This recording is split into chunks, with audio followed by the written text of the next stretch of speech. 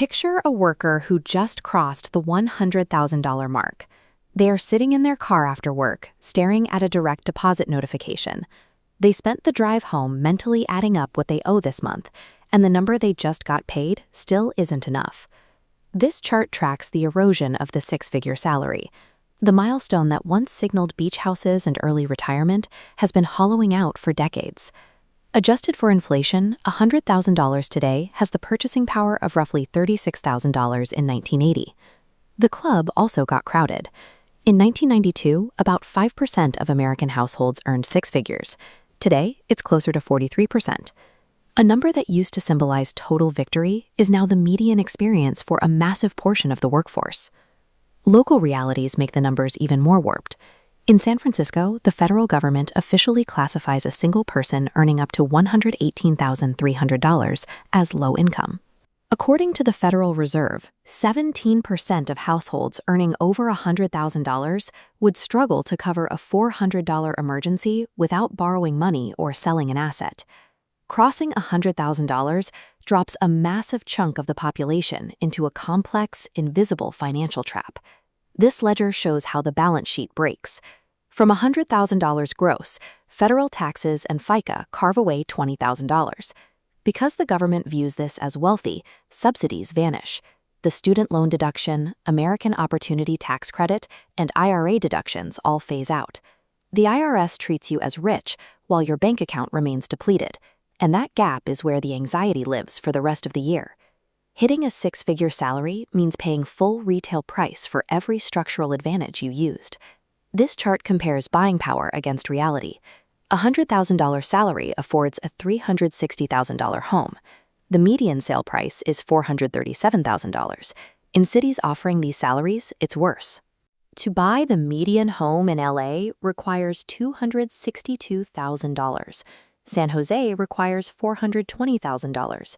The rental market offers absolutely no relief. A median Manhattan one-bedroom apartment consumes over 50% of a $100,000 take-home pay. Living in the exact cities that offer six-figure salaries mathematically cancels out the entire financial benefit of having the job. Take a dual-earning household making $200,000 a year. They have 2 college degrees, 2 cars, and 2 kids in daycare. From their $12,800 net, survival costs, mortgage, loans, insurance, groceries, disappear quickly, leaving a shrinking margin. Childcare for 2 kids adds a $70,000 annual weight. In many cities, one partner works full-time just to afford daycare. The tax-advantaged accounts can't keep up. The Dependent Care FSA was frozen for 4 decades and currently covers less than a third of one child's average annual daycare cost. The math collapses under the weight of the most basic version of an adult life. These are people whose deep anxiety lives in the $18 difference between Target shoes and Amazon shoes for their toddler. This fragility stems from the mathematical reality of purchasing the most functional version of a modern adult life. This U-curve graph plots financial stress against income. 41% of people making between $300,000 and $500,000 a year also report living paycheck to paycheck. Social algorithms and peer expectations instantly absorb new raises with subtle upgrades to normalcy. Every raise buys a more expensive version of the same life. Research by Angus Deaton and his colleagues suggests that for the least happy 20% of people, emotional well-being plateaus around $100,000 a year.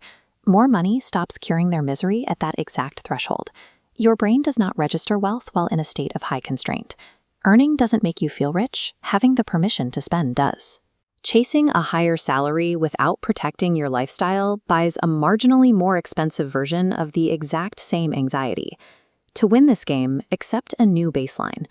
The feeling of wealth in major American cities now requires an income closer to $250,000.